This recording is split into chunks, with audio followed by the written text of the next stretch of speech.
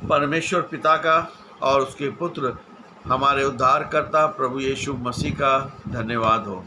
आज का जो मेरा टॉपिक है वो है प्रकाशित वाक्य की पुस्तक, उसका 21 अध्याय 4 और 5 पद, रेवलेशन चैप्टर 21 वर्स 4 एंड 5।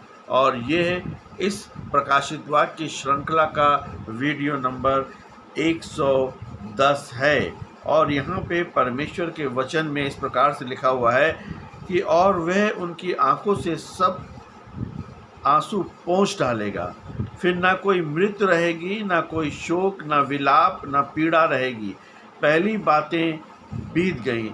तब जो सिंहासन पर बैठा था उसने कहा, देख मैं सब कुछ नया कर देता हूँ। और फिर उसने कहा, लिख, क्योंकि ये वचन विश्वसनीय और सत्य है। ये वचन सबसे सांत्वना और एक तरह से कह सकते हैं कि शांति देने वाला संदेश है और आशा से भरे वचनों में से एक है। ये मानव इतिहास के अंतिम पड़ाव और परमेश्वर के अंतिम उद्देश्य न्यू क्रिएशन को दर्शाता है। ये पुस्तक 90 से 95 एडी के संभवतः सम्राट डोमिटियन के शासनकाल में लिखी गई थी। उस समय मसीहों पर भयानक अत्याचार हो रहे थे। सम्राट स्वयं को ईश्वर घोषित कर चुका था और जो उसकी पूजा नहीं करते थे उन्हें मार दिया जाता था या देश निकाला दे दिया जाता था। प्रेरित यूहन्ना को विश्वास में स्थिर रहने के कारण पटमस नामक चट्टानी टापू पर बंधक बनाकर निर्वासित कर दिया गया था। सताए गए चर्चों के लिए एक आशा का संचार हुआ है कि एशिया माइनर, आधुनिक तुर्की की 7 कलीसिया के लोग भय, मृत्यु और गरीबी और अलगाव का सामना कर रहे थे। ऐसे माहौल में ये वचन उनके लिए एक सैनिक सांत्वना यानी कि शांति का संदेश और भविष्य की पक्की गारंटी थी। आंसू पोंछ डालना का मतलब है कि पूर्ण चंगाई और सांत्वना, यानी कि पूर्ण तरीके से यीशु मसीह हमें अपनी शांति देना चाहता है। परमेश्वर केवल आंसुओं के बहने से नहीं रोकता, बल्कि वह स्वयं मनुष्य के पास आकर उसके आंसू पोंछता है। यह परमेश्वर की अति निकटता यानी इंटीमेसी को दर्शाता है। पाप का प्रभाव समाप्त हो गया और संसार में दुख, मृत्यु और पीड़ा पाप के प्रवेश का परिणाम थी। उत्पत्ति 3 प्रकाशित वाक्य 21 और 4 घोषणा करता है कि पुराना न्याय और पाप का युग हमेशा के लिए समाप्त हो चुका है।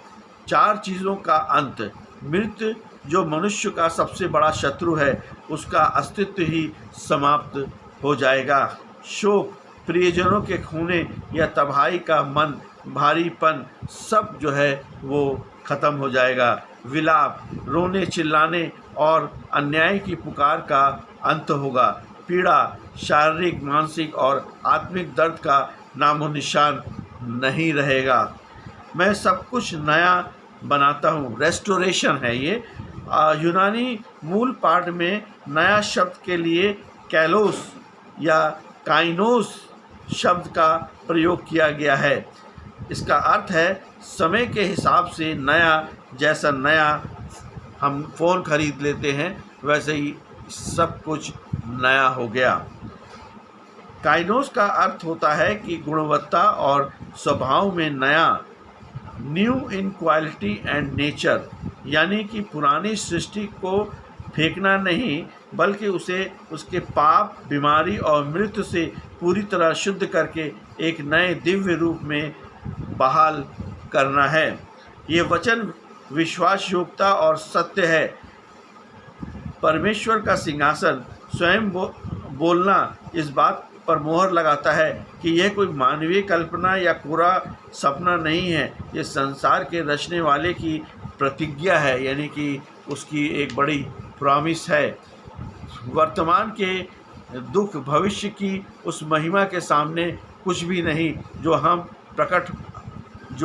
हम पर प्रकट होने वाली है। रोमियो 8:18। हमारे दृष्टिकोण में बदलाव की ये वचन मसीह विश्वासी को सिखाता है कि वर्तमान जीवन के दुख अस्थायी हैं।